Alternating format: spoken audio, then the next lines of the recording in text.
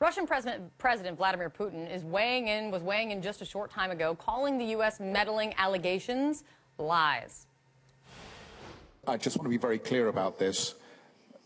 You and the Russian government did never try to influence the outcome of the U.S. presidential election, and there will be no evidence found.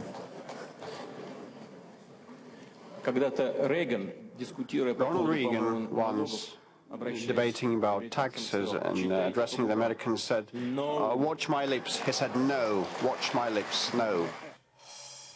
Of course, just a fact check of Vladimir Putin. Of course, it was not Ronald Reagan. It was President George H.W. Bush who said, read my lips, no new taxes. And of course, then he did raise taxes, but I digress. Let me bring in White House correspondent Sarah Murray for much more on all this. Sarah, you've got some important new information on what's behind the president's kind of fading hopes of restarting this relationship with Putin. What's going on?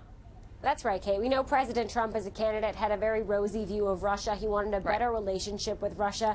Now we're being told by administration officials that those hopes are beginning to fade. They were initially hoping for some kind of grand bargain, something to deal with Ukraine, to deal with Syria, to deal with combating ISIS. But now the president is sort of feeling a little bit more glum about the opportunity to do that. It's not necessarily because his view of Vladimir Putin has changed, but because he just feels like the climate is not favorable to actually accomplishing a good deal. He feels like there's too much media scrutiny surrounding Russia right now, combined with the House probe, the Senate probe, the FBI looking into Russia's meddling in the election, and also the Trump campaign contacts with suspected Russian officials. And so that sort of takes them back to the drawing board. It doesn't mean that it's off the table, that there won't ever be any kind of negotiations with Russia, but we're told that that's kind of on the back burner for now. It's also worth noting that the president has not yet met face-to-face with Vladimir Putin. Putin said today that he hoped maybe they could do that on the sidelines of the Arctic conference coming up later this summer.